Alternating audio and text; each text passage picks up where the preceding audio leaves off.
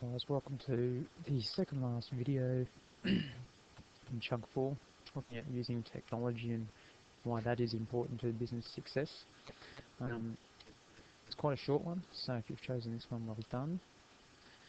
The first thing you need to look at is on page 428 it is. Figure 13.7 shows the different types of technology that is available to business. We have customer transaction, so it gives you the example of EFTPOS. You can think of things like PayPass, also direct debit. BPay is another one, which is an online customer transaction. Looking to the right there on page 428, figure 13.7, you look at communication equipment. Provides a pretty historic example of faxes, but certainly mobile phones that provide reminders and alerts. Pages are still quite popular in the medical profession, so don't discount those. Moving down to machinery and equipment provides the examples of computers, robotic machines and manufacturing machinery.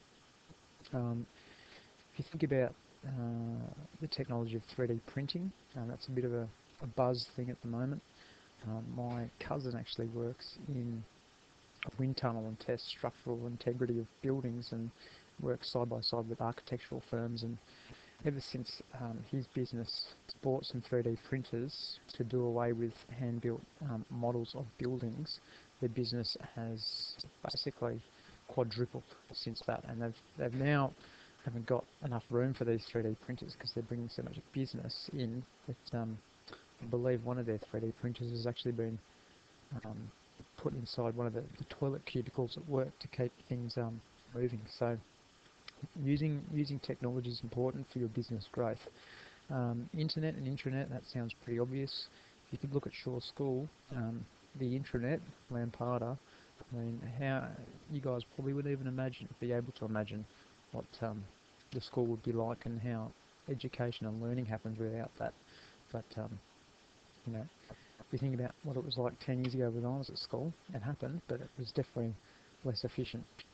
And then lastly there, the technologies available to business is transportation, products and raw materials, particularly in terms of speed and size when it comes to transportation.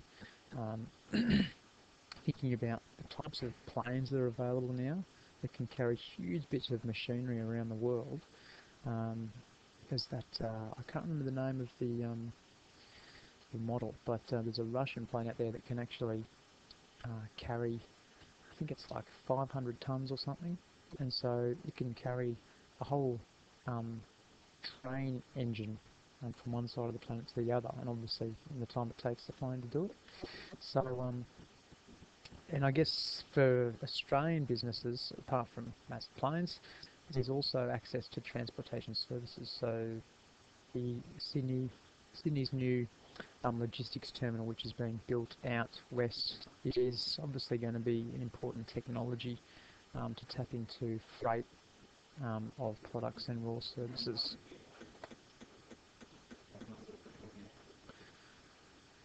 So the next thing you need to look at, guys, is across the page on 429 is e-business. Now that's simply just electronic business, and it's any business that is conducted online. So you can think of that in terms of using the internet to find information such as suppliers, prices, product details, keeping track of delivery schedules, just simply using email to communicate with customers and suppliers.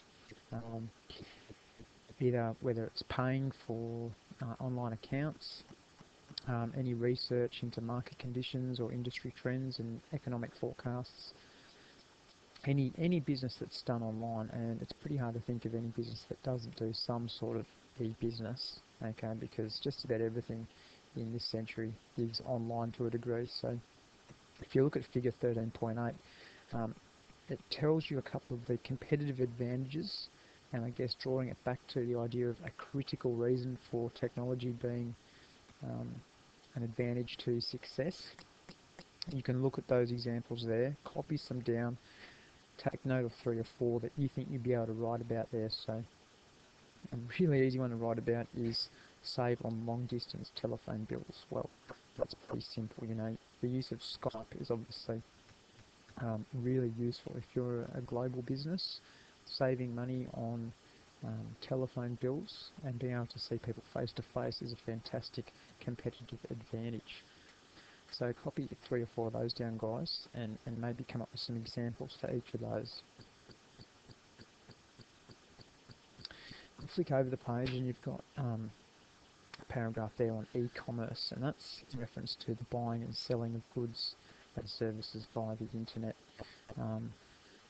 Certainly eBay or any online retail space is in the business of e-commerce, and I guess that's in relation to the fact that the reason that e-commerce is so important now is because consumers expect a business to have online presence these days, and because of the reduced costs in not having a bricks and mortar premises, businesses in e-commerce have a lot of reduced costs and can therefore improve their margins.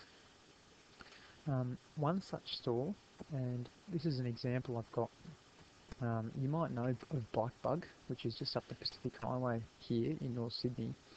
I actually ride a bike with one of these guys, with the Randwick Botany Cycling Club, Big Rocky Fortuna. And they initially were a bricks and mortar store. That store on the Pacific Highway was their first store, and they've recently opened up another one in Melbourne. But they also had to increase their business with an online presence. Have a quick read of this article. It's just a little snapshot of an article that's online at Cycling Tips, one of my daily blogs. Have a read of that, get down some information. If you think you can use that as part of an example in talking about technology as a competitive advantage in business critical success and or failure, and this is one to use. And pause it there, otherwise I'm going to head over to the next slide. And that's the end of using technology.